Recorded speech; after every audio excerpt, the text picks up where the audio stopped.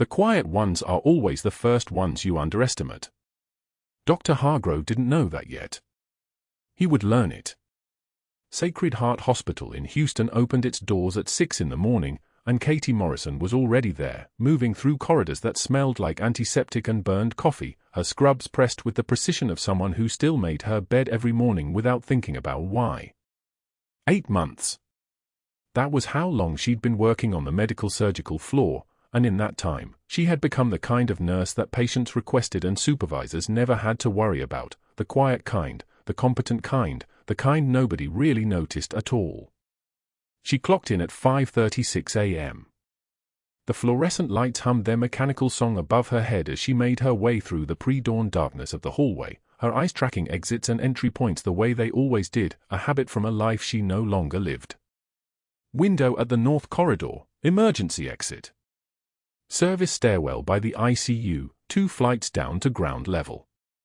Back parking lot accessible via the maintenance tunnel. Her brain catalogued exits like breathing. She didn't do it consciously anymore. The body remembered what the mind tried to forget. The supply cart needed restocking on the 3rd floor. Katie moved through the work with practiced efficiency, her hands steady as they pulled medication bottles from the locked cabinet, checking serial numbers against the logbook, verifying that what was written matched what was actually being given to patients. Morphine sulfate. Dilaudid. Versed.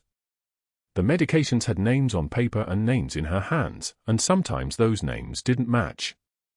She'd noticed it 3 weeks ago. A patient in room for 12, admitted for acute pancreatitis, had been prescribed pain management on the chart, but the actual doses dispensed by the pharmacy exceeded the doctor's orders by 30%. Then it happened again. And again. Small overages. Consistent patterns. Insurance billing for medications that patients never received. Money flowing into accounts that didn't match the hospital's official records. Katie didn't report it yet. She documented it. Methodically. In a small notebook she kept in her locker, locked, never discussing it with anyone, the way she'd learned to document things during 12 years of operations in theater where accountability meant lives stayed alive. Pain was information. Discrepancies were data. She recorded everything. Room for 47 was her 3rd stop of the shift. She pushed the door open quietly, checking the monitor first, heart rate stable at 72, oxygen saturation at 96%, blood pressure holding at 118/74. The man in the bed hadn't opened his eyes in 6 weeks. Traumatic brain injury.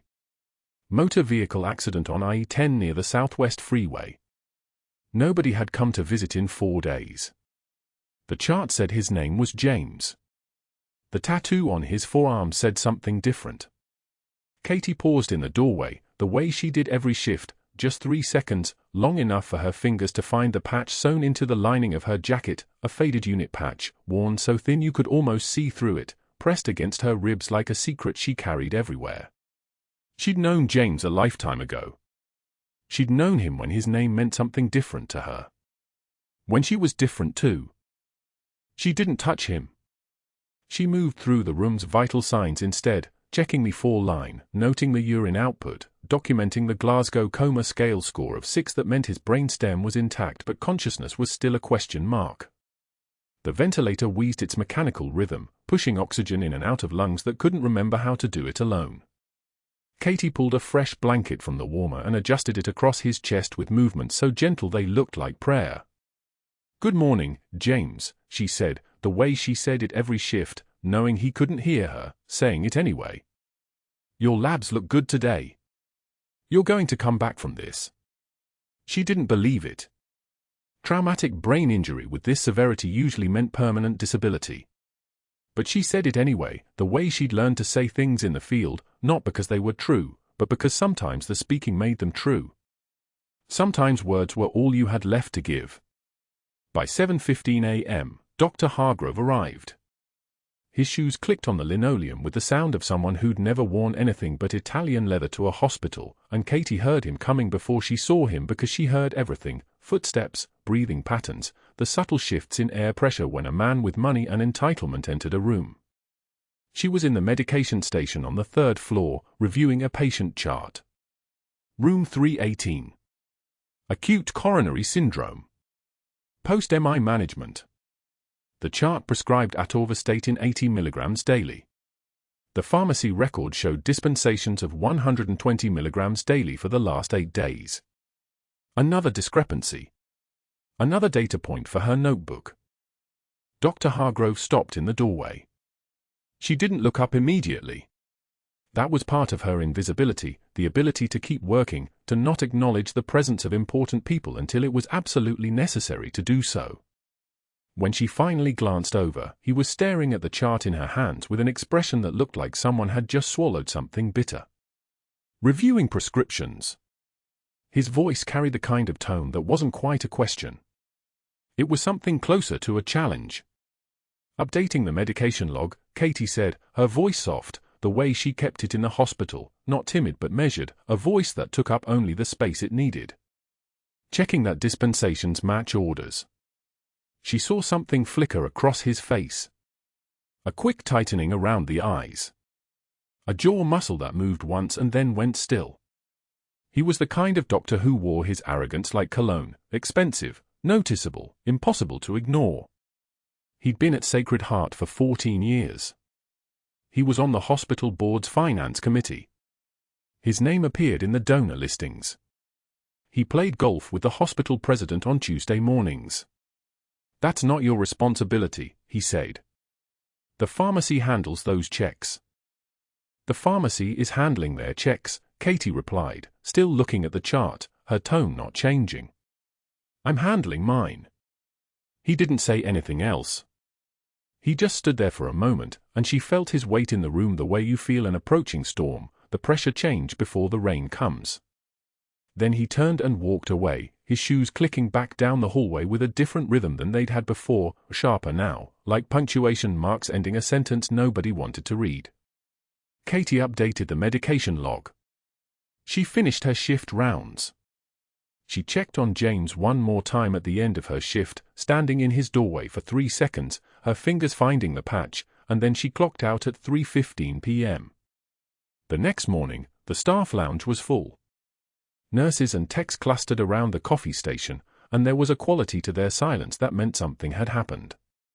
Katie moved through the space quietly, heading for her locker, but she caught fragments of what they were saying. "Dr. Hargrove. A bet. 1 week. He said she won't last through Friday," one of the nurses, Teresa, from the ICU, was saying, her voice low but carrying the kind of excitement that came from gossip with teeth. "Just flat out said it in the doctor's lounge. Said the quiet one doesn't have the stomach for this place." Katie felt nothing. Or rather, she felt the feeling move through her and past her like wind moving through open space, registering but not landing. She'd survived 12 years in places where men in positions of authority had tried to prove their dominance through intimidation. She'd been shot at. She'd carried wounded soldiers 3 miles through hostile territory in Kandahar with rounds snapping past her head like angry insects.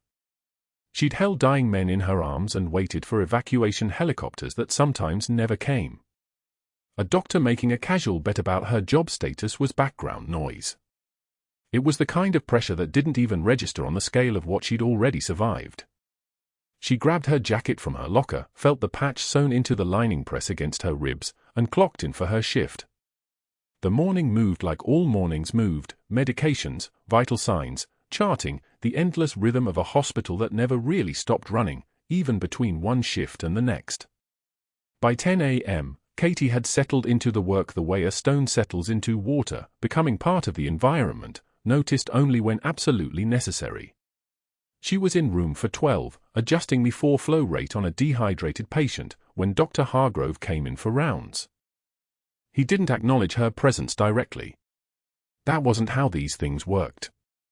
Instead, he spoke to the patient, talking about the patient's condition and recovery timeline and follow-up care, and let his words exist in the space where Katie was working, making sure she could hear that he was the important one in this room, that she was just the infrastructure that made his competence possible.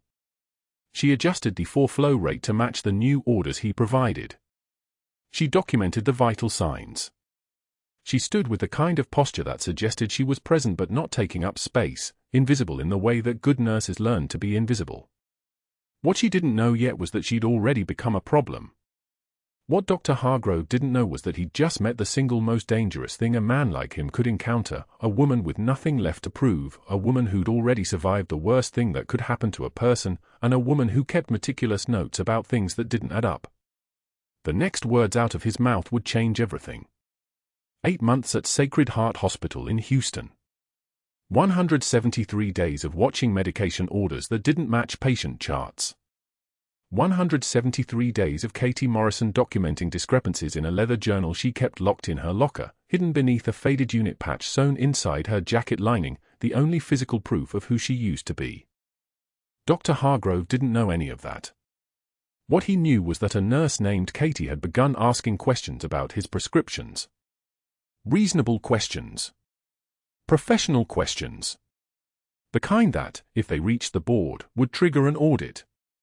The kind that would expose the elegant mechanism he'd constructed over 7 years, inflated billing codes for procedures that never happened, phantom consultations at $400 each, unnecessary imaging studies that padded his income by $200,000 annually. Clean money. Untraceable money. Money that paid for a vacation home in Scottsdale and a Rolex that cost more than most people's cars. She was a threat. So on Wednesday morning in the staff lounge, with 4 nurses and 2 residents within earshot, Dr. Hargrove announced it like a wager, "I'm making a public bet, Morrison here quits within a week." She's got that look, you know? The kind that can't handle real medicine. The kind that breaks when things get hard. Laughter rippled through the room. Easy laughter. The kind that comes when a senior physician says something derogatory and nobody wants to be the one who doesn't laugh along. Katie was pouring her coffee at the counter. Her hands didn't pause. She didn't turn around. She simply added cream, stirred once, and took a sip. When she finally spoke, her voice was even, the Bets noted, "Doctor." That was it. No anger. No tears. No defensiveness. Just acknowledgement, spoken the way someone might acknowledge a weather forecast.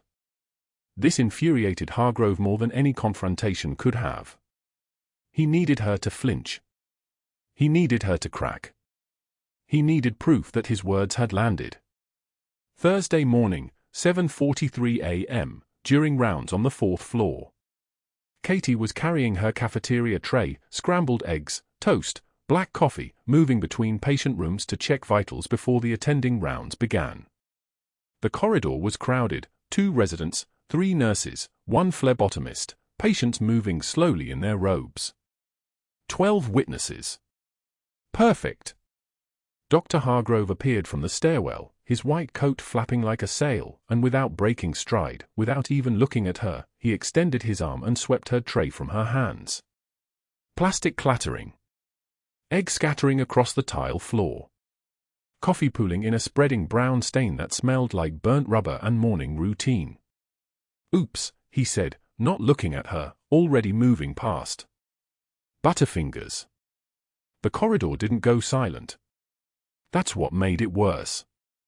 Conversations resumed immediately, like nothing had happened. Like it was normal. Like a senior physician knocking food out of a nurse's hands was just part of hospital culture. Katie knelt on the floor, picking up each piece, the broken ceramic, the scattered eggs, the napkin now sodden and useless. Her hands were steady. Her breathing was steady. A resident pretended to check a patient's chart rather than make eye contact. She didn't say anything. That night, alone in her apartment in a Houston neighborhood where no one knew her name, Katie sat at her kitchen table with her leather journal open to a new page. The documentation had become meticulous. Medication order for patient in room 312, prescribed by Dr. Hargrove, 150 milligrams morphine for every 4 hours. Patient chart notation, comfort care, palliative setting. Cross-reference pharmacy records, no DEA documentation for the quantity dispensed. Insurance billing, 3 consultations coded for that patient on a day when Hargrove was in Scottsdale, verified through his credit card statement. Her handwriting was precise, clinical, the kind of documentation that would hold up in a medical board investigation. She had 47 pages now. Friday afternoon. The nurses' station at 4:15 p.m., shift change approaching, the hallway traffic picking up as day staff prepared to hand off to evening. Katie was reviewing the medication log for the cardiac unit when Hargrove appeared, patient chart in hand. He didn't speak. He simply dropped the chart at her feet, papers scattering across the tile in a careful, deliberate cascade. Then he smiled, a smile like a shark discovering blood in the water. "Pick that up, sweetheart," he said, his voice loud enough for the nurses at the station to hear. His arms were crossed. His posture was relaxed, supremely confident. "Since you're so concerned about my documentation."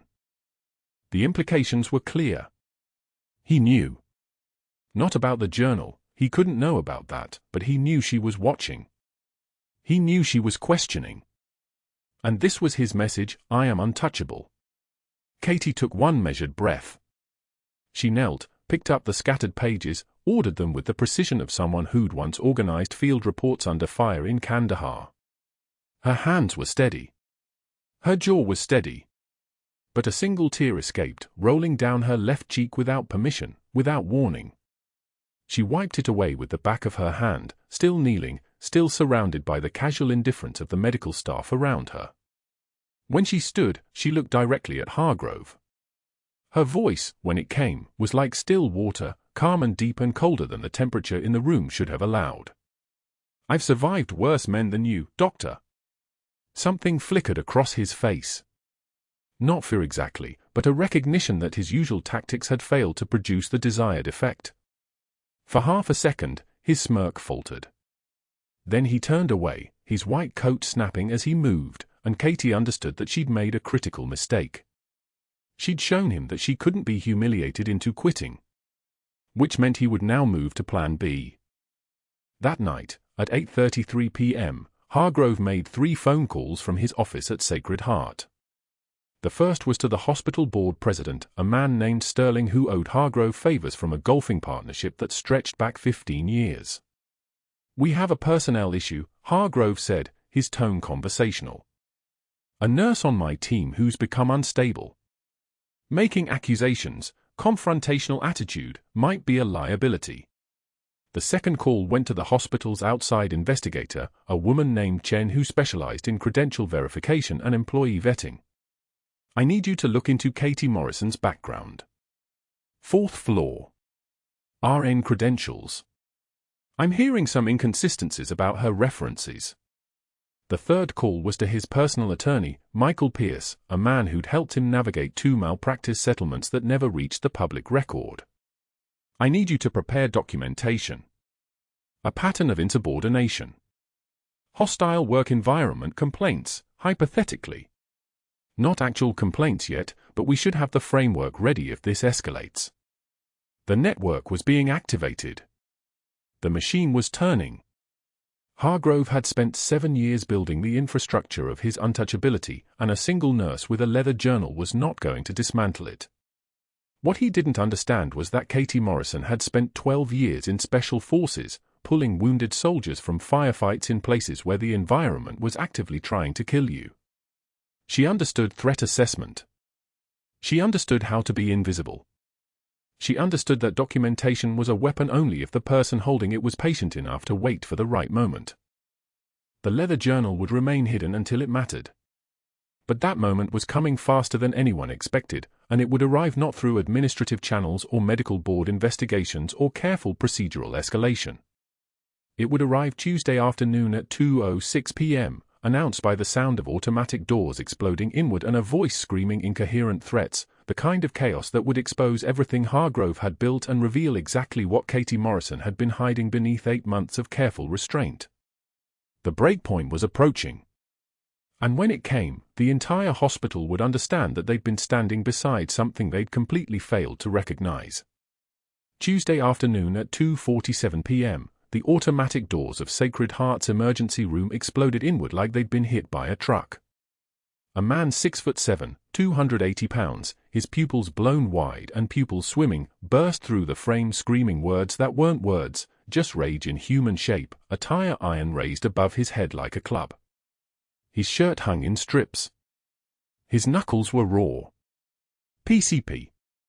The smell hit first, acrid sweat mixed with something chemical, something that burned the back of the throat, something that meant nobody in this room was safe. The orderlies scattered. One of them knocked over a crash cart. Another backed into the waiting room, palms out, mouth open. Security was 3 minutes out. 3 minutes might as well have been 3 hours. The intruder's eyes locked on a pregnant woman sitting in the front row, her hand on her belly, frozen. He moved toward her like something predatory, like something that had already decided what it wanted and was simply reaching to take it. Katie saw this.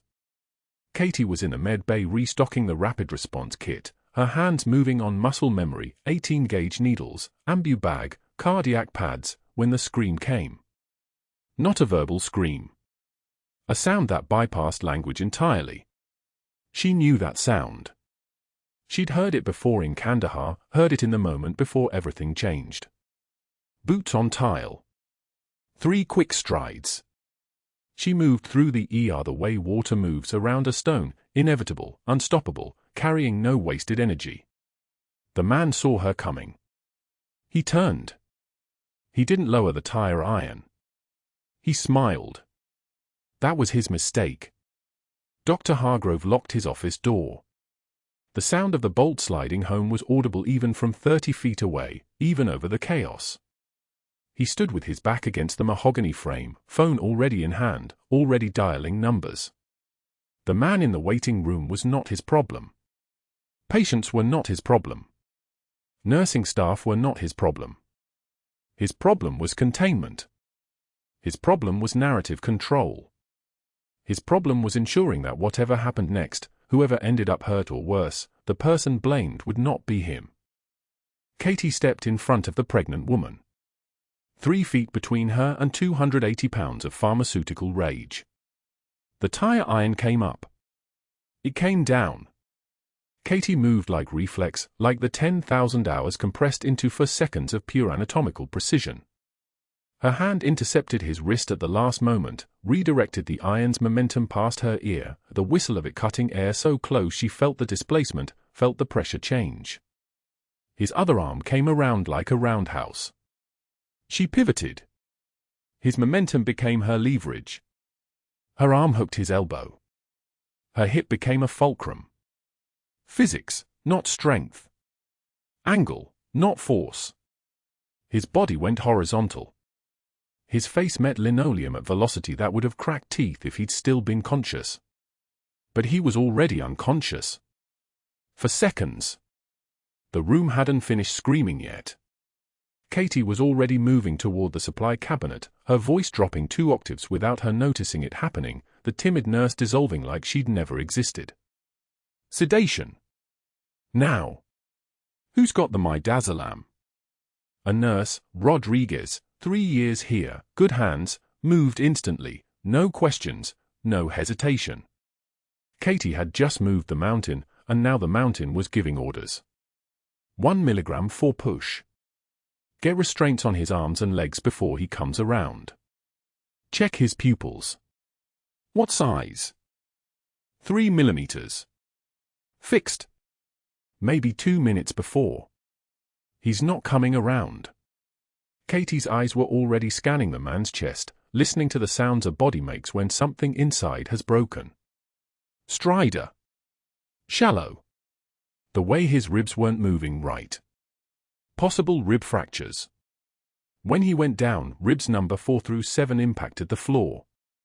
Get him on a gurney. Trauma imaging. Now. Security arrived at 2:51. For minutes from Katie stepping into the threshold until the man was restrained on a stretcher with an 4-line in his arm and orders for a chest x-ray that would later confirm what Katie already knew, no fractures, just bruising, just the kind of impact that teaches a body respect. He'd wake up in 4 hours wondering how he'd gone from swinging a tire iron to staring at hospital ceiling lights with his arms fastened to the bed frame. The pregnant woman was crying. Not screaming anymore. Crying. Katie put a hand on her shoulder, the touch brief, professional, the gesture of someone who'd done this 2,000 times before. "You're safe now. He won't get near you. Security's here. We're going to get you checked. Make sure the baby's okay. Follow me to the assessment room." The woman followed. The other patients in the waiting room followed Katie's movements with their eyes, trying to understand what they'd just witnessed. One moment a man was going to hurt someone. The next moment he was unconscious on linoleum. No visible struggle. No shouting. Just a woman in mint green scrubs who'd moved like she was choreographed to the moment, like this particular violence was something her body had been trained to perform so thoroughly that conscious thought had nothing to do with it anymore. At 2:53 p.m., Dr. Hargrove opened his office door. He waited until the man was secured. He waited until the pregnant woman was being escorted to imaging. He waited until the waiting room had settled back into anxious quiet. Then he stepped out, straightened his jacket, and surveyed the scene with the expression of a man who had just survived a catastrophe through no fault of his own. He pulled out his phone before he'd finished walking back to his office. "Richard? It's Martin. We need to talk about what just happened."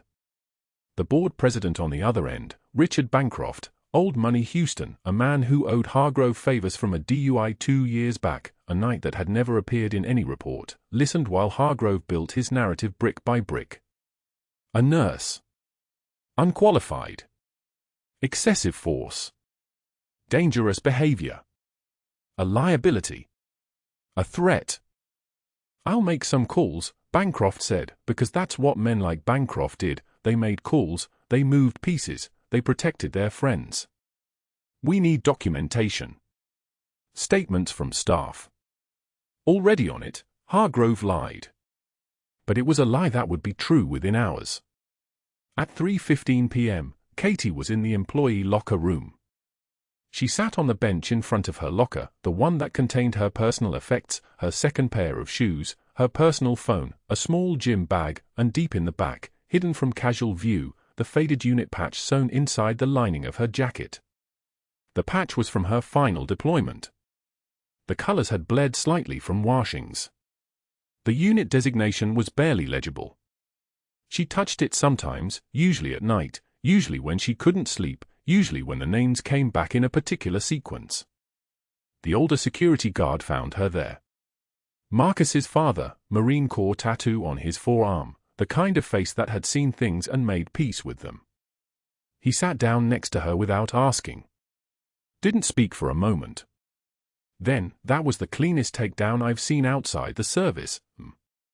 "Where'd you learn that?" Katie didn't answer. Her hands were steady. Her breathing was steady. The trembling wasn't fear, the trembling was restraint, was 12 years of trying to bury something that had just announced itself to the entire hospital, had just written itself across the waiting room in a language that only people like this guard would recognize. Special Forces. Infantry. Combat. The thing she'd spent 8 months trying to be anonymous about. "You don't have to tell me," the guard said. He stood up. "Whatever that was, whatever skill set you're keeping quiet about, it just saved that woman and her baby. I saw what was about to happen before you stepped in. I saw it. And nobody's going to convince me differently, no matter what anybody says." At 3:42 p.m., in room for 47, the man with the tattoo on his arm, the name Katie, the letters faded slightly from time, from sun, from years, began to crash. His monitors started singing their warning song. Arrhythmia first. Then the sound that meant the heart was drowning from the inside out. Cardiac tamponade. Fluid building in the pericardial sac, compressing the heart, suffocating it from within. His vitals were dropping like they were being erased. Blood pressure 80/40. 60/30. 50. The digital numbers getting smaller like a countdown nobody wanted to hear. His nurse, a good nurse, competent, 5 years at Sacred Heart, ran for help. She grabbed the first available doctor, which happened to be Hargrove, who was walking back from his office with his phone still in his hand, still riding the dopamine hit of consolidating his network, of setting wheels in motion that would destroy the one person in this hospital who had seen through him. Room 447. His crashing. Hargrove moved. This was his patient technically, at least on paper. This was his responsibility, at least in the official sense. He assessed the situation in the time it took to walk through the door. Cardiac tamponade. Needed emergency decompression. Needed a specific procedure that took training and steady hands and exact anatomical knowledge. Needed pericardiocentesis. Needle between the ribs. Into the pericardial sac. Drain the fluid. Decompress the heart. Give it room to beat again. Hargrove had done this procedure exactly 3 times in his career. The last time was 14 years ago. He was reaching for the 18-gauge needle, was preparing to introduce it at the 5th intercostal space, the wrong space, the space that would kill his patient as surely as strangulation would, when he heard her voice. Katie. In the hallway. Moving. Her voice had changed. Not deferential anymore. Not asking permission. Stating fact. Get me a pericardiocentesis kit. 14-gauge needle. I'm doing the decompression. Hargrove's spine straightened. You're not even. Move or don't move, doctor. But the next 30 seconds are mine. The room went so quiet you could hear the ventilator breathing for the man in the bed. The monitor was still screaming. The numbers were still falling. 60 systolic. 55. 50. The man's eyes were fixed on the ceiling, seeing nothing, comprehending nothing, existing somewhere between here and nowhere. Katie stepped past Hargrove like he was furniture. She didn't push him. She didn't acknowledge him. She simply moved forward and he was no longer in front of her because his body had understood what his mind was still processing. This woman was not requesting permission from him anymore. She found the 5th intercostal space by feel. The needle went in smooth. The hiss of air escaping. The sac releasing pressure, fluid flowing through the catheter into the collection cup. The heart suddenly had room to breathe. The monitor's wild dancing began to slow. The numbers began to climb. 60. 65. 70. 80. Stable. She glanced at Hargrove. Her eyes were flat. I'm going on break. Rodriguez will monitor vitals every 2 minutes. If anything changes, you call me. It wasn't a request. She left the room with Hargrove standing in the center of it, understanding for the first time that he'd made a selection error, that he'd chosen to torment someone who belonged to a category of human being that he didn't have the rank to challenge, and that whatever he'd put in motion to destroy her was about to collide with a truth that was more powerful than a dozen phone calls to board presidents. Within 20 minutes of the intruder being wheeled out in restraints, his body limp and breathing steady but shallow, Dr. Hargrove emerged from his office like a man who'd just survived a disaster. He hadn't locked himself in out of cowardice alone, he'd used those 20 minutes to construct a narrative, to rehearse the phone calls he was about to make, to calculate which favors were owed and which relationships could be leveraged into leverage. His hands moved with surgical precision as he dialed the board president's private line, the one reserved for friends, for men who understood that institutions protect their own and that a liability could be erased with the right paperwork, the right pressure, the right story told to the right people. Gerald, it's Pierce, Hargrove said, his voice steady now, almost calm. We have a situation with one of the nursing staff. Violent conduct. She assaulted an intruder in the ER. Yes, I understand she stopped him, but she used excessive force, unauthorized restraint techniques, completely outside protocol. I'm concerned about our liability exposure, our insurance implications, her fitness for continued employment. I need the board to move fast on this. Before she decides to sue us for trauma or claims we created a hostile work environment by not supporting her. The lie was elegant in its construction, it contained a sliver of truth wrapped around a core of calculated deception. Katie had indeed used force. Katie had indeed gone outside protocol. But Hargrove had already decided that Katie had to disappear before she could do the one thing that terrified him more than any violent intruder, testify, document, expose the medication orders that didn't match patient charts, the insurance billing that padded his accounts with $200,000 annually, the systematic fraud that he'd been running for 7 years beneath the umbrella of a hospital too busy and too hierarchical to question a senior physician's judgment.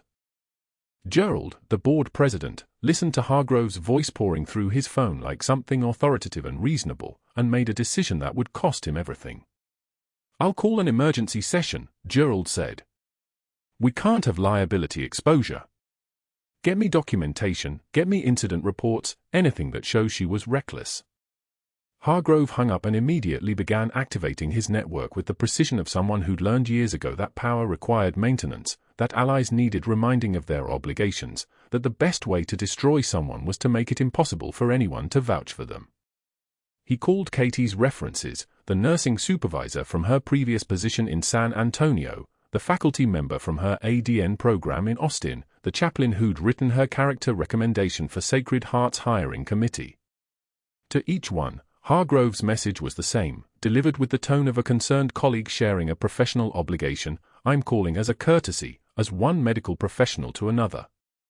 We're having some serious concerns about Katie Morrison's conduct, her emotional stability, her tendency toward aggressive responses in high-stress situations. I wanted to hear if you'd observed anything similar in your professional interactions with her.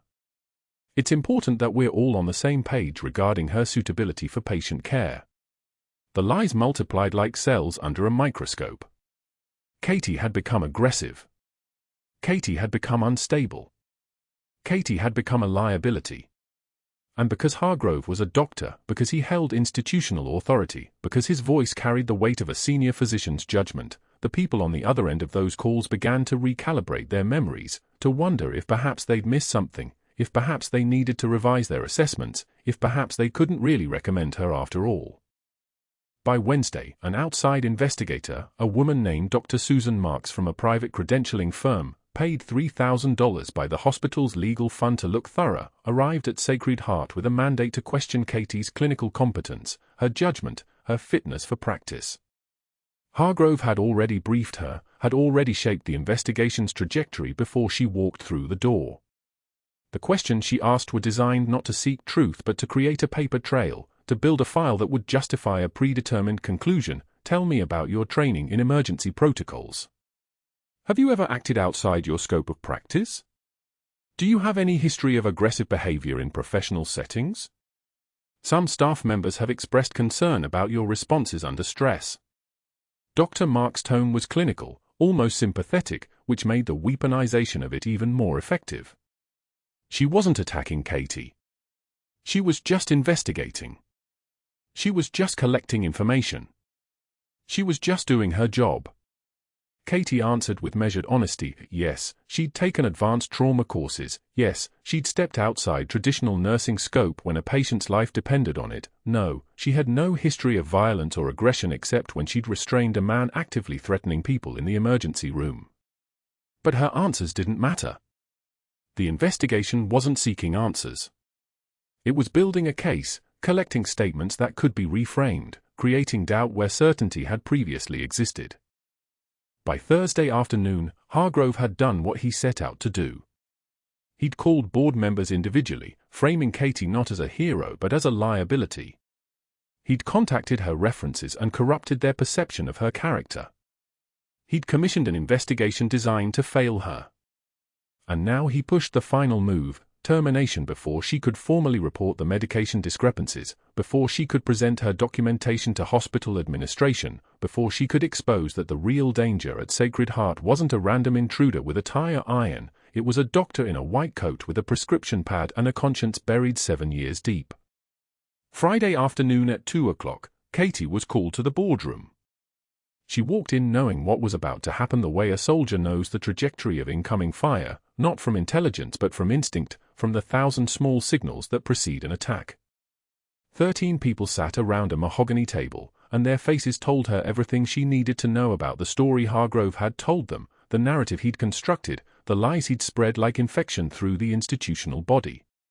"Katie," Gerald said, his voice careful and rehearsed, "we've received concerning reports about your conduct during the incident in the ER yesterday. We've completed an investigation, and the board has determined that your use of force, while well-intentioned, violated our protocols for patient care staff. We cannot continue to employ someone whose judgment we no longer trust in a clinical environment. Effective immediately, your employment is terminated for violent conduct incompatible with patient care standards. He pushed a termination letter across the table. It was 3 pages. Katie didn't need to read it. Every word was already written in her understanding of how institutions protect their architects and sacrifice their threats. There's no appeal process? Katie asked. Her voice was flat, level, the voice of someone who'd already calculated 17 different scenarios and found them all leading to the same destination. The decision is final, Gerald said. He wasn't meeting her eyes anymore. We'll mail your final paycheck and information about your benefits continuation. Security will escort you to your locker to collect your personal items. Katie reached for the letter, signed it without reading the accusations contained within it, and stood. She didn't argue. She didn't appeal. She didn't mention the 6 months of documentation she'd compiled, the medication orders that didn't match patient charts, the billing discrepancies that would eventually cost Hargrove his license and his freedom, but not yet. Not now.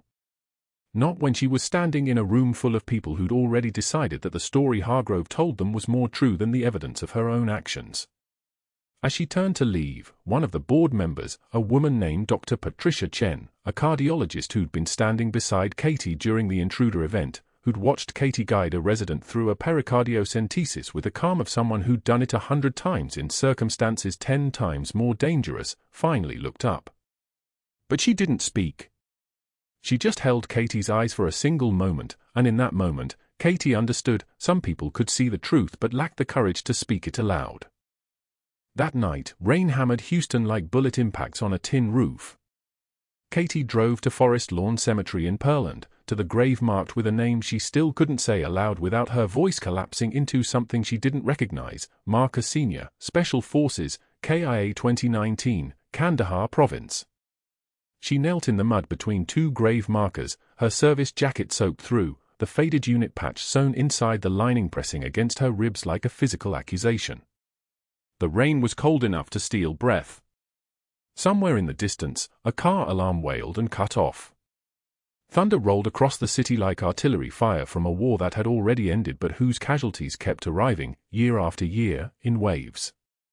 I failed again, Katie whispered to the stone, to the man buried beneath it, to the version of herself that had believed she could disappear. I thought I could just be normal. I thought I could take off the rank and the call signs and the memory of every man I couldn't carry fast enough and just be invisible. Be safe. Be someone's mother and no one's soldier. Her hands pressed into the wet grass. But I can't. I can't just watch someone get hurt. I can't just be quiet. I can't pretend that being ordinary is an option for someone like me. And now they've taken the one place where I could help people without being asked who I was or where I came from. The rain washed over her face like salt water, and Katie Morrison, Senior Chief Petty Officer, combat medic, widow, mother, nurse, knelt at a grave in Houston, Texas, at 11:41 p.m. on a Friday night, and understood that there was nowhere left to hide.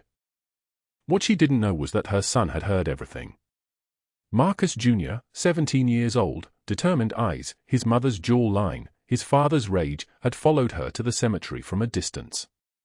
He'd stood under a live oak tree, rain soaking his school blazer, watching his mother kneel in the mud, and made a decision. He went home, unlocked his father's lockbox in the attic, the one his mother thought he didn't know about, and removed the velvet case that had been sealed in that box for 4 years. He'd never opened it. Never asked what it contained. Never wanted to know his mother's weight in metal and decoration. But now he held it in both hands, understanding that staying quiet was another form of violence, and that sometimes the kindest thing you could do for someone you loved was to tell the world who they actually were. 2 years later, Katie Morrison ran Sacred Heart Hospital's Veteran Services program from an office that overlooked the emergency room, the exact space where the intruder had charged that pregnant woman, where for seconds of muscle memory had reshaped everything. The incident itself had become institutional legend, weaponized in the best possible way. Hospital training videos now showed her takedown on loop, teaching new staff about crisis response, about threat assessment, about the science of de-escalation and when de-escalation becomes impossible. Her name appeared in medical journals as a case study. Security officers watched the footage during orientation. Nobody called it violence anymore. They called it protocol. The office walls held her decorations now, framed and displayed where veteran patients could see them the moment they walked through the door of her intake appointment. Bronze Star. Silver Star. 2 Purple Hearts. The medals caught fluorescent light and threw it back like small promises, you will be understood here. Someone who has survived understands.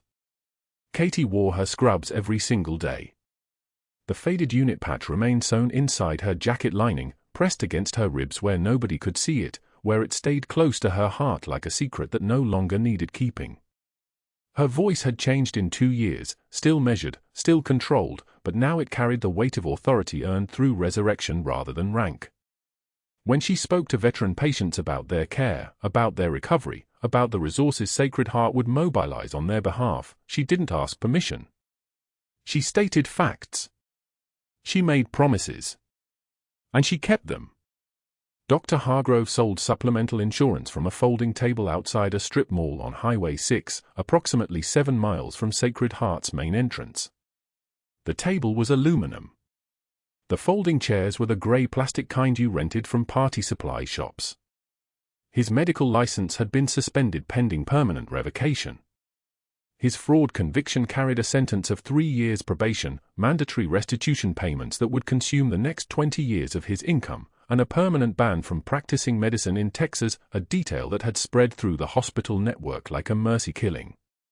His wife had filed for divorce after reporters showed up at their gated community home asking about shell company payments and phantom procedures. The board president had thrown him completely under the institutional bus at a press conference designed to distance Sacred Heart from his actions, publicly honoring Katie's service while announcing enhanced ethics oversight with Katie herself heading the new compliance committee. The silence that followed Hargrove's fall lasted exactly 3 seconds. Then the phone call started. Emails from other hospitals asking how Katie had documented everything so precisely. Inquiries from medical boards in other states. Federal investigators calling with follow-up questions about the network of doctors Hargrove had been connected to. One Thursday afternoon in late spring, Katie made her routine visit to room for 47, no longer acute care, now a transitional rehabilitation suite positioned on the 4th floor with a window overlooking the city, a space reserved for long-term recovery patients who were rebuilding themselves one day at a time. The veteran was stronger now. Clearer. His face had regained definition as the swelling from his traumatic brain injury subsided, and his cognitive function had returned in waves, some days better than others, but always trending toward the man he'd been before the IED changed everything. An occupational therapist had been working with him on memory exercises, showing him photographs, asking about tattoos, probing the damaged neural pathways for anything that might spark recognition. He'd been carried 3 miles through a firefight, somebody had told him. There was a name on his arm. Could he remember it? Katie opened the door and he looked up. His eyes focused on her face with the kind of recognition that doesn't happen by accident, the kind that only emerges from the deepest parts of the brain after months of rebuilding. His hand moved to his forearm, fingers tracing the tattoo that had survived everything, her name, inked there in Kandahar, a promise made when he was whole and certain and immortal. He whispered it aloud for the first time since the desert, Katie. She stopped breathing. The monitors around his bed continued their steady beeping. Rain drummed against the window, soft and persistent, like the world was applauding something it didn't fully understand. He reached for her hand and his grip was solid now, no longer the weak grasp of a man climbing back from nothing. You carried me, he said, tears streaming down his face like he was remembering the dust and the blood and the moment when everything had gone wrong. 3 miles. You didn't leave me. Katie knelt beside his bed and took both his hands. Her own tears came freely now, no composure required, no mask necessary. This was the moment the decorations were for. This was why she'd survived everything, not for medals, not for recognition, but for this single moment when a man could look at her and know that someone had refused to leave him behind. Never, she whispered. That's not who we are. Marcus appeared in the doorway with coffee, understanding instantly what was happening, giving them this moment without intrusion. He'd grown into it, the knowledge that his mother was more than a nurse, more than a former operative, more than a woman who'd needed protecting. He'd given her that gift 2 years ago when he'd walked into that board meeting with medals in his hands and refused to let her remain invisible. Now he simply stood witness, holding space, letting her be seen.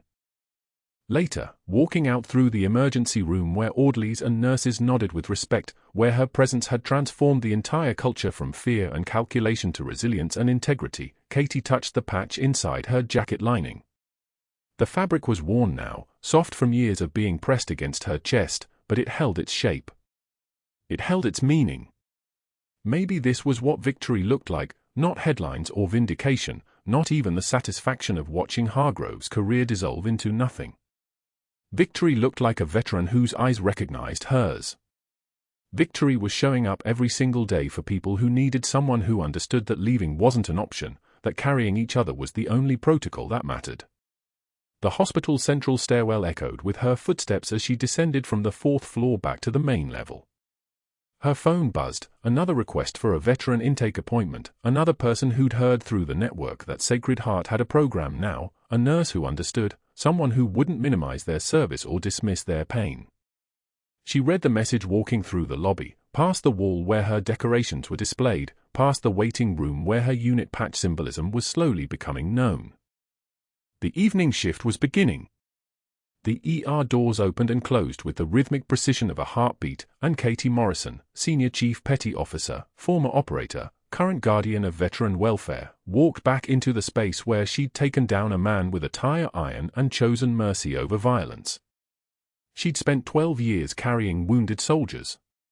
She'd carried grief into a quiet nursing job. She'd carried silence like a shield while documentation accumulated in careful, meticulous files. Now she carried something different, the knowledge that truth, when it finally emerges, doesn't need a dramatic reveal. It just needs someone brave enough to let it be spoken. Sometimes the bravest warriors carry stethoscopes, not guns.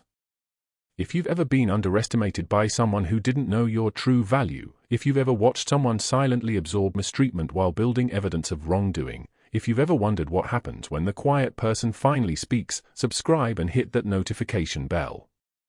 There are stories like Katie's hidden in hospitals and firehouses and corporate offices across this country, people whose greatest strength is often their greatest vulnerability. Comment below, what would you have done in Katie's position? And share this story with someone who needs to know that sometimes the smallest voice in the room is actually the most powerful one of all.